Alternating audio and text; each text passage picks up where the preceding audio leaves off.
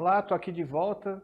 É o finalzinho da apresentação, antes do podcast, aqui falar um pouquinho, né, do passado, do presente e o futuro da mineração, mais focado no futuro, né, que é o que a gente quer aqui. Começando aqui pelo como é o geotécnico do futuro, né? Quais são as características que esse geotécnico tem que ter, né? Então a gente começa aqui da bola menor ali, né, como não menos importante, mas é uma coisa que tem que estar ali dentro de todo o geotécnico ali, que é o conhecimento adequado. Depois a gente tem um slide falar o que é esse conhecimento adequado. Então ele não precisa ser nenhum expert em geotecnia, né? Ele tem que ter o conhecimento básico necessário para ele desenvolver as funções que ele tem dentro da mineração.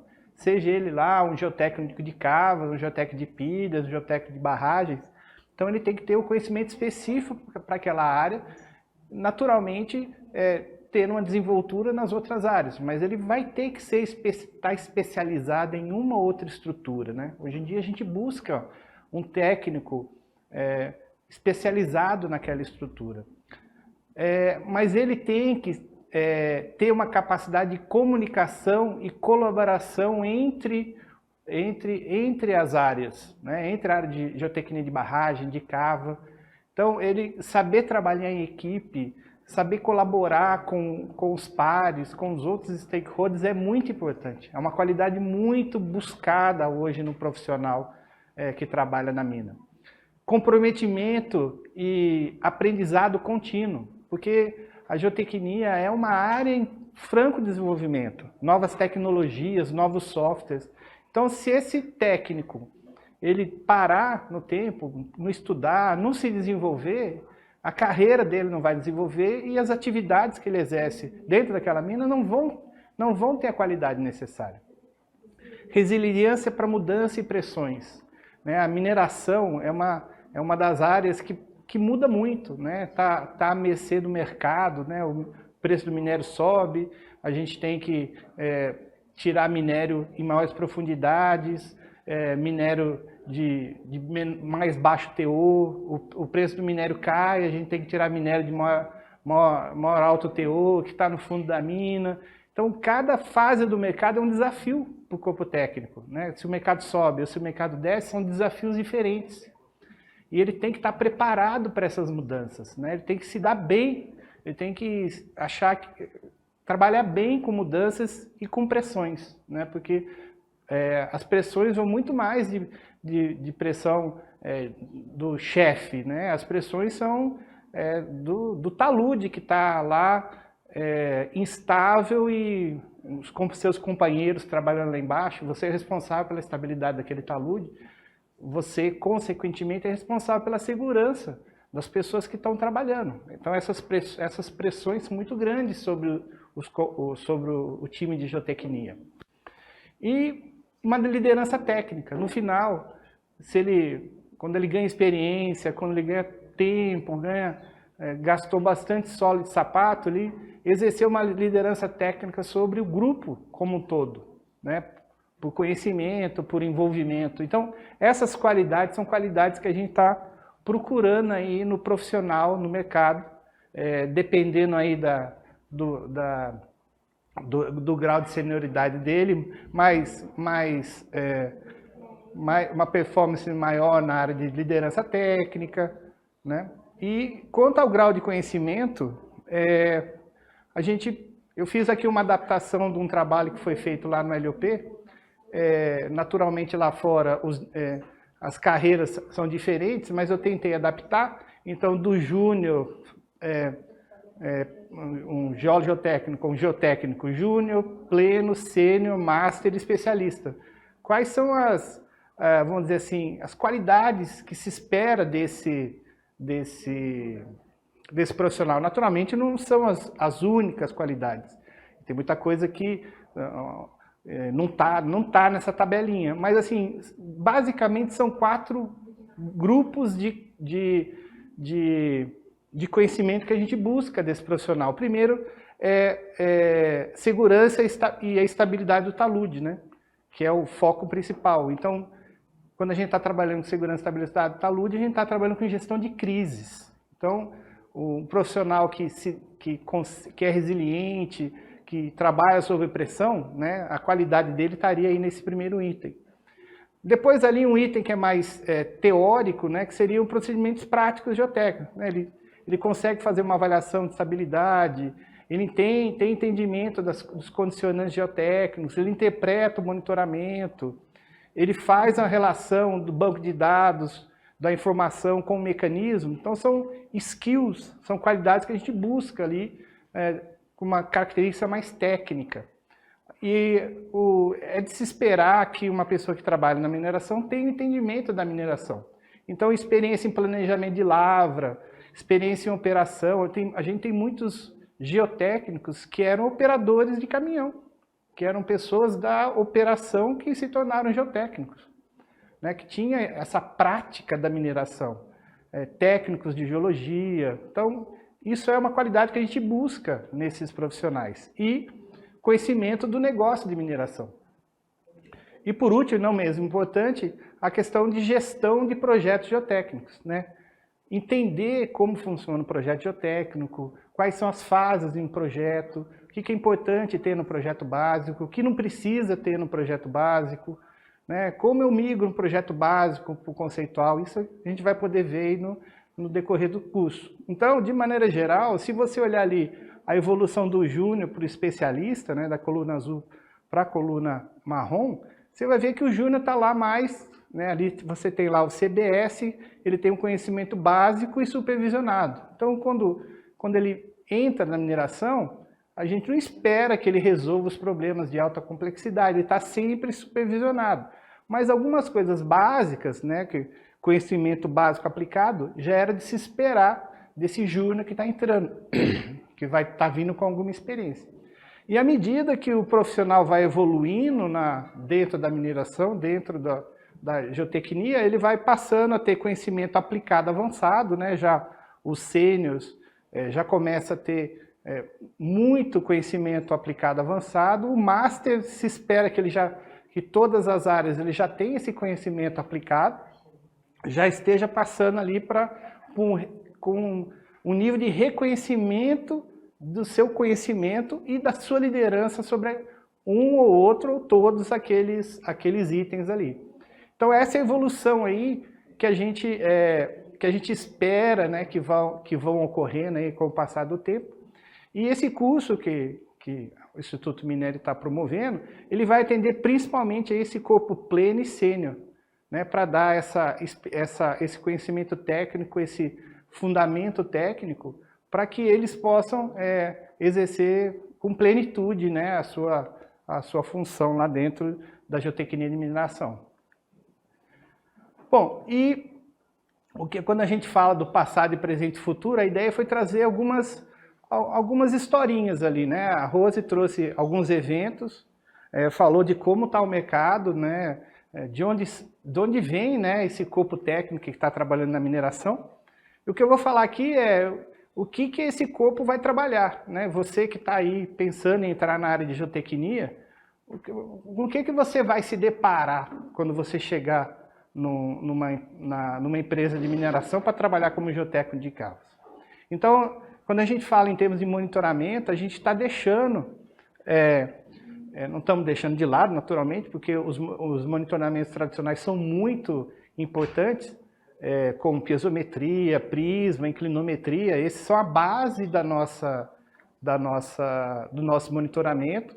Eles nunca vão ser deixados de lado, eles só vão cada vez ficarem mais automatizados, né? Hoje os prismas devagarinho estão sendo substituídos por GNSS, os inclinômetros já são automatizados, mas eles são de uma classe que a gente chama de tradicional. Eles devem estar lá na mineração que você vai ingressar.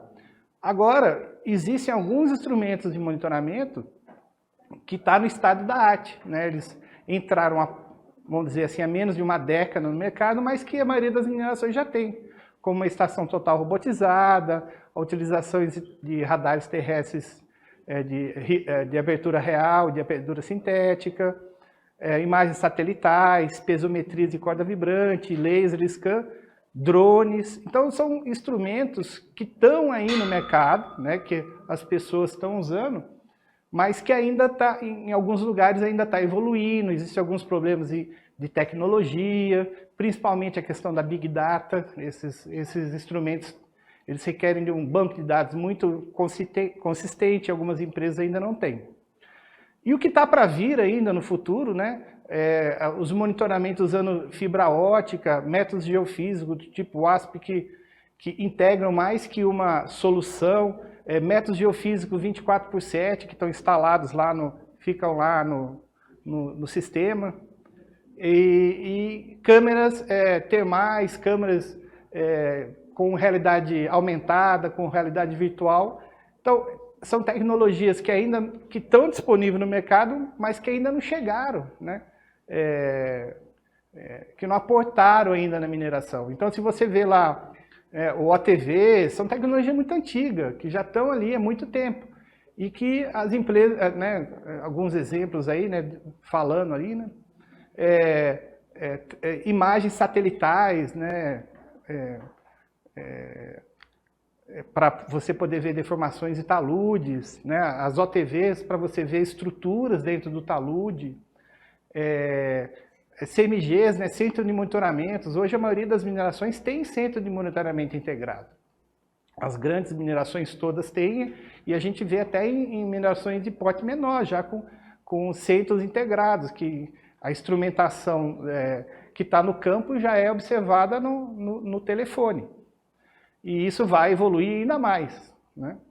Então hoje a gente já tem chegando na mineração instrumentos de leitura infravermelho para queda de blocos, né? Já é uma tecnologia em desenvolvimento que está sendo empregada em algumas minerações dos Estados Unidos.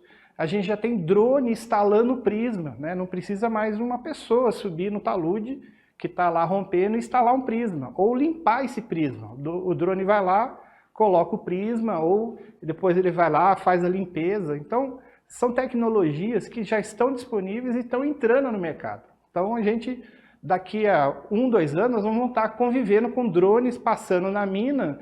Esse drone está indo limpar a nuvem de prismas que está instalado no talude. Drones para monitoramento, com utilização de LiDARs acoplado no drone, é uma coisa que deve vir também nos próximos anos. A geofísica instalada em drone. Então, as tecnologias estão todas chegando aí, já estão disponíveis. Realidade aumentada, capacetes, que você coloca o capacete, você tem um óculos, ele projeta a geologia do talude, projeta a geotecnia do talude. Isso já está no mercado, né? A gente ainda não tem, mas isso está no mercado.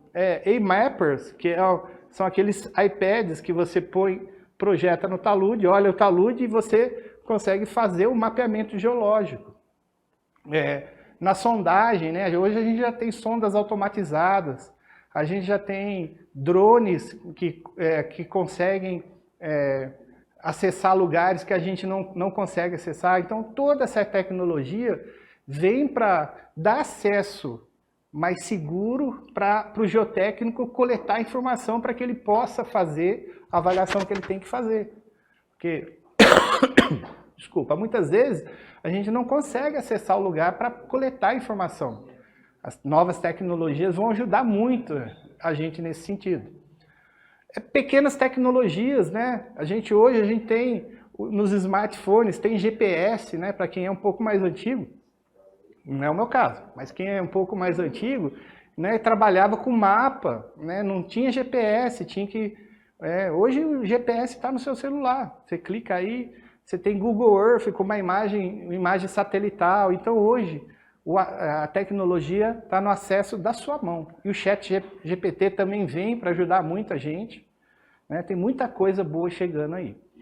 Quando a gente fala aí, então a gente falou de monitoramento, mas nas análises, né, nos softwares que a gente usa, estão mudando muito, né? Nos últimos 5 anos, eu diria, está havendo um pulo, né, um salto tecnológico, né? A gente, há 20, 30 anos atrás, a gente usava Abaco para fazer análise de estabilidade.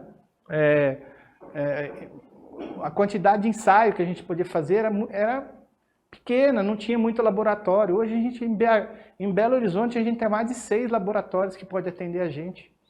Então, as coisas estão barateando, né? Os processos estão ficando mais baratos, porque aumentou a demanda, né? Os custos abaixaram, então estão mais acessíveis, né?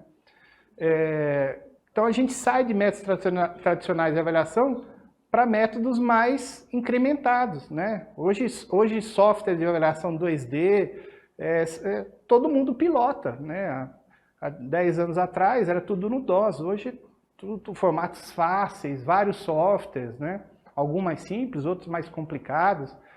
Análise de deformação, análise de tensão de deformação, que era uma coisa, há alguns anos atrás, só fazia quem entendia muito do negócio. Hoje, com pouco conhecimento, você consegue fazer uma análise de tensão de deformação de qualidade, porque os softwares te dão, se você tiver os parâmetros, os softwares vão fazer com que você tenha uma boa análise de tensão de deformação, coisas que há alguns anos atrás a gente não conseguia, tinha que dar para um especialista fazer. E a evolução vai ser muito mais rápida daqui a hora para frente, porque os softwares estão se integrando. Hoje já tem software que faz análise de qualquer mecanismo de ruptura. Ele analisa cunha, analisa queda de bloco, analisa rupturas planares, planos circulares, e fazem avaliação, inclusive, 3D. E isso está trazendo uma mudança de vários paradigmas, né? Até então, até pouco tempo atrás, os fatores de segurança e as probabilidades, elas foram estabelecidas para análise de tensão, para análise 2D. Agora as análises são 3D. Não pode ser o mesmo critério, né? Então, as pessoas já estão revisando, né? E aí, como é que vai ser os fatores de segurança para uma análise de estabilidade 3D? Né? A gente vai ter que se adequar à nova tecnologia. Então, a tecnologia traz novos desafios de embasamento teórico, né? A gente vai ter que readaptar o nosso conhecimento teórico para as novas tecnologias que estão chegando. O fator de segurança é um exemplo claro disso. Então, esses softwares de avaliação 3D estão no mercado, já estão disponíveis. Ensaios, né? A gente vai deixar de fazer ensaios destrutivos para fazer ensaios não destrutivos, que são muito mais baratos, mas para isso, naturalmente, a gente tem que ter uma gama de ensaios destrutivos, tradicionais, para poder comparar com esses ensaios não tradicionais, né? O pool de teste, né? A propagação de onda P e S já está no mercado, né? Todo mundo já sabe da utilidade desses ensaios e da redução do custo que isso vai trazer de ensaio de compressão axial, quando a gente tiver os parâmetros de deformação e os parâmetros de resistência não estáticos, né? Que são os dinâmicos nós ali. Os centros de monitoramento também são uma realidade, a integração de dados, né? Já está aí. Estamos aí já trabalhando integrado em várias unidades.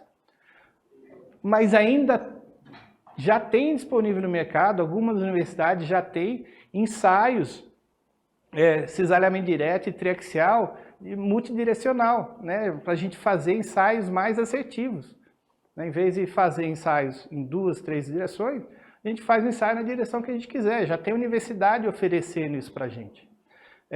Softwares que fazem avaliação 3D e multimecanismo também já estão disponíveis no mercado. Ainda são uma novidade, mas já estão disponíveis no mercado. E aí, como nós vamos nos adequar tecnicamente para fazer com que esse software dê um resultado de confiança? Né? Porque o software só funciona quando ele está na mão de alguém que sabe conduzir esse software, que sabe entrar os dados, que entende o que o software está te dando a resposta. Porque senão vai ser entra coisa ruim, sai coisa ruim. Então isso a gente vai ter que abandonar. Então, tudo que vem para o futuro da geotecnia, a expectativa é que seja muito boa, porque ela reduz a exposição, reduz o estresse do campo. Ela não elimina, mas ela reduz, porque o campo é necessário. Ela diminui até a presença do ser humano no campo, e isso ajuda até o meio ambiente. Quanto menos interferência humana, menor a quantidade a possibilidade do erro humano. simplificando as nossas atividades. Em vez de fazer em 20 passos, a gente tem a resposta em 2 passos. A utilização de inteligência artificial, de machine learning vai ajudar, já está ajudando em algumas atividades, em descrição geotécnica de amostras, a preencher lacunas e a mesmo identificar estruturas, né? A fotogrametria com inteligência artificial, a gente já consegue fazer o RQD, por exemplo. Então, todas essas coisas vêm como um futuro que vai ajudar a gente, que vai trazer coisa boa. Então, o número de interações hoje também, os softwares, né, a capacidade de processamento dos softwares são incríveis, né? A velocidade de processamento faz com que a gente possa fazer cada vez processamento mais complicado numa velocidade mais rápida. Então, isso faz com que você avalie melhor o talude. Eu quero avaliar agora de um jeito assim que eu nunca tinha pensado. Você dá um clique, muda, não funcionou. Então, essas coisas estão trazendo vantagens muito grandes para o nosso grupo. A gente consegue fazer avaliações que até então a gente não conseguia fazer. Os softwares estão cada vez mais simples, né? Mais fáceis de serem utilizados, avaliando múltiplas rupturas, como eu já falei. Os parâmetros ainda são problema, a gente precisa definir bem os parâmetros, com ensaios corretos, ensaios feitos por empresas certificadas, né? Laboratórios certificados, laboratórios confiáveis. Isso é um grande trabalho que a mineração está fazendo, certificando laboratórios, né? Para a gente ter o resultado, confiabilidade no resultado. Isso tudo vai fazer com que cada vez mais esses profissionais estejam cada vez mais unidos e pensando junto na mesma coisa, né? Temos lá o profissional que está lá fazendo o ensaio, o profissional que está coletando dado no campo, o profissional da transmissão do dado, o geotécnico. Todas as pessoas vão estar pensando junto de como chegar na solução melhor lá para o mecanismo de ruptura que a gente está olhando. Mas tem coisas que a gente não vai conseguir abandonar, porque é inerente do ser humano. Então, o ser humano, não adianta eu ter o melhor software, não adianta eu ter o melhor dado, se eu não interpreto bem o dado, se eu não coleto as informações e faço uma boa avaliação daqueles dados, se eu não coleto a amostra no lugar certo, se eu não faço o ensaio correto.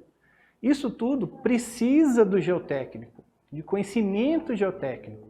Então, para cada mecanismo é um ensaio, para cada mecanismo é uma avaliação, para cada mecanismo é um parâmetro. Se eu não souber disso, se o geotécnico não estiver atento para essas coisas, não adianta eu ter o melhor software. Eu posso estar no ano 2080 com um software de inteligência artificial que você pisca o olho. Mas se você entrar com um dado equivocado, o resultado não vai ser o dado correto. Bom, eu acabo por aqui com um gostinho de quero mais, que a gente vai ter ali no podcast agora. Eu só queria aproveitar aí o momento para lembrar a todos vocês aí que são da geotecnia ou que estão querendo entrar para a área de geotecnia, que o ano que vem, em 19 de abril, a gente vai ter o maior simpósio internacional de estabilidade de taludes aqui em BH. Vai ser lá na Lagoa dos Ingleses. Infelizmente, a gente já perdeu, quem não mandou já perdeu os prazos para encaminhar artigo, mas fica aqui o convite para o ano que vem, em abril, vocês se inscreverem no congresso e poder participar desse grande evento da geotecnia de cavas do mundo, né? E vão poder estar lá junto com as pessoas de renome ali na área de geotecnia de mineração, BHP, Rio Tinto, a Vale, todas as grandes empresas já estão ali como patrocinadoras e co-patrocinadoras do evento, então eles vão estar presentes, vai ser um grande evento, né? É uma semana e fica aqui o convite para todos que quiserem participar, entrar no site e ver lá o Slope. A gente se encontra aqui daqui a pouco no podcast. Obrigado.